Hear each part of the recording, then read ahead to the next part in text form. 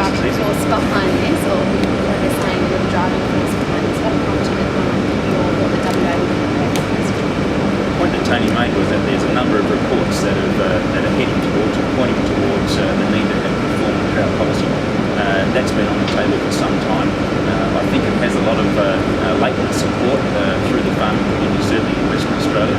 And to put our hand up and say we would like to be part of the drought pilot was a step in that direction for us, and certainly supports the policy position that the Liberal National Government has taken in Western Australia.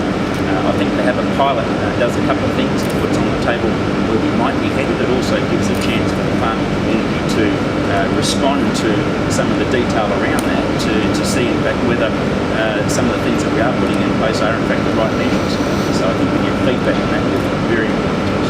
Tara, what are you doing for diversification of pastoral stations? Lots of farmers say they want drought-proof their stations, but they're okay orchards. What work are you doing? There's a significant amount of work we're doing in that area.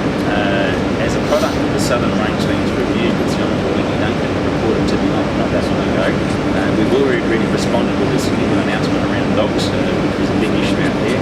But also there was a push towards smoothing the way to pastoral diversification options, allowing them to deal with dry seasons, allow them to diversify into other areas that are not dependent on the weather.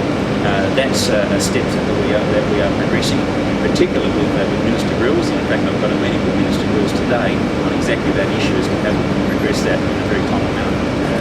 We're having a number of discussions around the FPC, as you're aware, and that centres around normalising the business. There are some challenges in the FPC. We have made the strategic decision to exit from the plantation sector, the new plantation sector, which is around fee-for-service operations and also around the shared farming operations. That's stuff that we're working through right now. It's not on my agenda to look closely at the Seabrook issue at present. Certainly, we are looking at the whole business of the FPC. Right now, we have enough on our plate in dealing with that excellent in the plantation sector.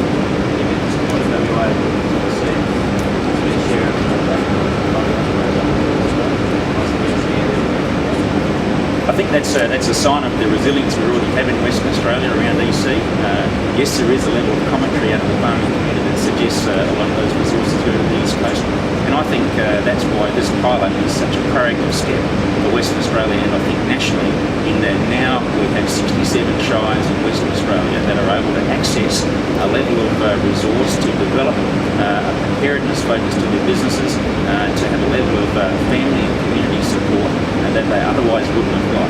And I think this is very exciting for us, and I think certainly it should be very exciting for the farming community. But it also, as I said before, gives us a very clear measure of where we need